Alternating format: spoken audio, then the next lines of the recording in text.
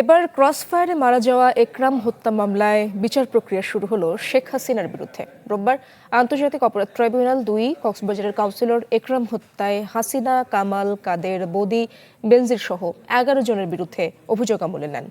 পলাতকদের বিরুদ্ধে গ্রেপ্তারি পরোয়ানা জারি করা হয়। এদিন সাভারে এপিসি থেকে ফেলে ইয়ামিনকে হত্যার ঘটনায়ও ১৯ আসামির বিরুদ্ধে অভিযোগ আমলে নেন।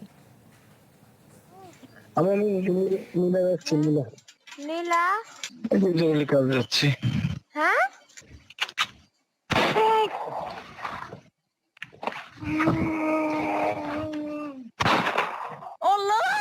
২০১৮ সালে ক্রসফায়ারে মৃত্যুর ঠিক আগ মুহূর্তে মেয়ের সাথে কক্সবাজারের কাউন্সিলর একরামের এই ফোনালাপ, যা সমালোচনার ঝড় তুলে সারা দেশে।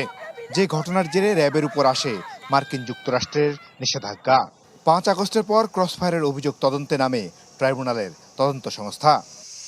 চায়ের কাপে সমাজ বদলের ঝর্ণা তুলে আগে গোছান নিজেকে। প্রিমিয়ার টাইটানিয়াম আলমিরা, গুছিয়ে ফেলুন জীবনটাকে। এর আগে রোববার সেই তদন্ত প্রতিবেদন আনুষ্ঠানিকভাবে ট্রাইব্যুনালে দাখিল করে প্রসিকিউশন, যেখানে প্রধান আসামি পলাতক সাবেক প্রধানমন্ত্রী শেখ হাসিনা। একই সাথে তার মন্ত্রিসভার সদস্য আসাদুজ্জামান খান কামাল, ওবায়দুল কাদের, সাবেক সংসদ সদস্য আব্দুর রহমান বদি, র্যাবের সাবেক প্রধান বেনজির আহমেদ সহ তৎকালীন র্যাবের ৬ কর্মকর্তা। এদিন ট্রাইব্যুনাল ২ অভিযোগ আমলে নিয়ে শেখ হাসিনা সহ ৮ জনের বিরুদ্ধে গ্রেপ্তারি পরোয়ানা জারি করেন। সেই ফর্মাল চার্জের পরিপ্রেক্ষিতে আমাদের মাননীয় ট্রাইব্যুনাল ২ আসামিদের বিরুদ্ধে অভিযোগ আমলে নিয়েছেন। সেখানে বেশ কয়েকজন আসামি গ্রেফতার ইতিমধ্যে আছে, তাদেরকে শোন অ্যারেস্ট করা হয়েছে এবং যারা পলাতক আছে তাদের বিরুদ্ধে গ্রেফতারি পরোয়ানা দেওয়া হয়েছে। সেই মামলাটিও আগামী ২৫ আর ২৬ তারিখে আপনার পরবর্তী কার্যক্রমের জন্য দিন ধার্য করা হয়েছে।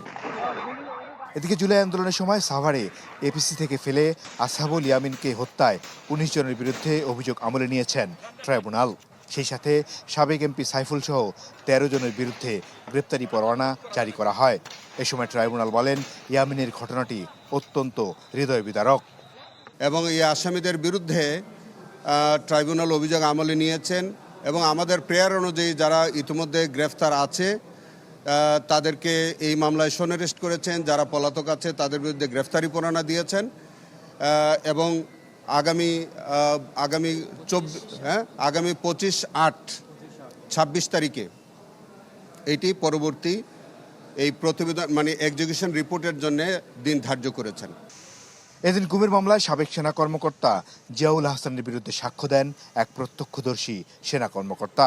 একই সাথে ওবায়দুল কাদেরের মামলায় স্টার উইটনেস হিসেবে সাক্ষ্য দিয়েছেন সাংবাদিক আশরাফ কায়সার।